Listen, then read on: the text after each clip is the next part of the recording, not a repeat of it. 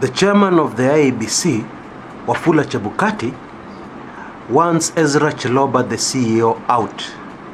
Hey, nakwambia drama.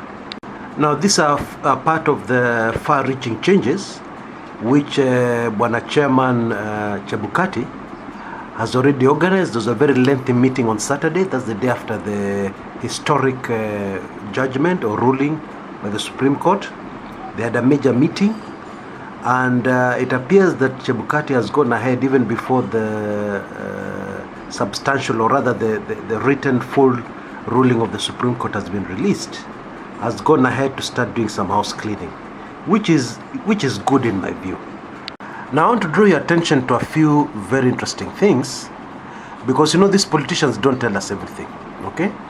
Now I want you to notice that NASA, in all their demands and in everything they have said, they have not called for the resignation of the chairman, Bwana Chebukati. Now, don't you find this strange?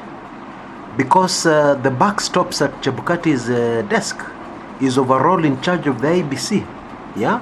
But NASA have not mentioned him. Instead, NASA have spent a lot of effort. They've, at every excuse, they've just mentioned one man's name, Ezra Chiloba. Now, all this is in a chain of very puzzling incidences that have happened so far connected to Bwana Chiloba. I want to take you back to the time when the Form 34As were missing, okay? Or rather were being cooked, yeah? The person who appeared in court breathing heavily, yes, and carrying the evidence or carrying the defense of the IEBC was not the chairman, Bwana Chebukati. It was Bwana Chiloba. Yeah, he came in with the flash drive, he came in with the documents, yeah, and he told the press that now this is the defense of the IEBC. The fact that Bwana Chebukati wants Chiloba out is very, very telling. First of all, I think all of you are aware that they're from the same village. I don't know how this happened, that the chairman and the CEO of the IEBC would not only be from the same tribe, they're actually from the same sub-tribe. Yeah, both of them are Bukusus, part of the Luya community, which in essence means that during a meeting, the two can converse in their own vernacular. Yeah, if they want to leave everybody else out in the room, you have the meeting, and then Bwana Chebukati in his Luya, whatever.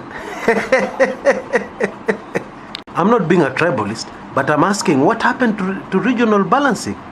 What happened to regional balancing? Yeah. Anyway, the tyranny of numbers in our last parliament, the parliament of that was constituted after 2013 elections, they know better. Yeah, to put this kind of arrangement, because somebody should have raised it. Obviously, it was not, meaning that these were the chosen blue-eyed boys by the powers that be. Yeah, for the evil they wanted to do. Yeah, which has unfolded in these elections we've just gone through. Anyway, the chickens have come home to roost. Because now people have to protect themselves, people have to shift blame, etc., etc. But the fact that Chebukati wants Chiloba out should tell Kenyans a lot of things. But let me also say there have been quite a number of things that have been obvious. In my view, Chiloba has behaved more like the CEO of State House than the CEO of the IEBC. It would appear that Bwana Chiloba was the link man, was the contact, yeah, between the dark forces who infiltrated IEBC and the IEBC itself, and especially the servers. That's what it would appear to be, yeah. Anyway, to be very honest, I agree with a lot of members of my channel. I have never trusted Ezra Chiloba. Mtu ambaye anaongea Kiingereza na mapua, forced accents, forced twangs. I don't trust such people. I trust down-to-earth people. Chebukati, I would trust him much more than Chiloba. Anyway, let's... He has not behaved at all like a neutral person. Okay?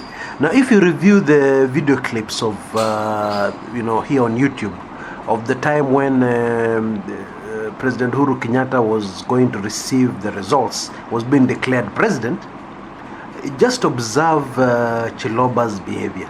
Yeah, that is not a neutral referee. No. that is not a neutral referee. Yeah, just go back to those clips and just have a look at them carefully. His behavior all along has been very shameful. Definitely there's something this man did. There's something this man is hiding.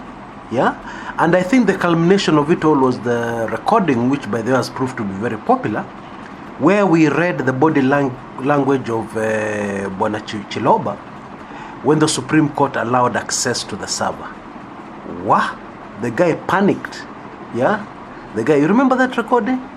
Remember the fake smile, how we analyzed it according to what body language experts say? Yeah, and it proved to be 100% correct. Because what was found in that server, in fact to this day, the IEBC are still blocking. They've not fully obeyed the court order, or rather from the Supreme Court, the highest court in the land. Yeah, there are a few things they're still keeping back. Okay, now in a later recording I reveal what the Supreme Court registry discovered, you know, the experts appointed by the Supreme Court, what they discovered in that rotten server. Yeah, that server full of so much evil that people will be talking about it for the next 100 years. Okay, yeah, but as of now, that's it. Chebukati wants Chiloba out. Oh, this has sent shockwaves right across the country. This is of course ignoring all the other issues, because by the looks of things, this IEBC is not the one which is going to conduct elections. Yeah, no matter what Jubilee guys are trying to shout all over the place. Okay, but that is an issue for another recording. Until next time, this is Chris Kumekucha.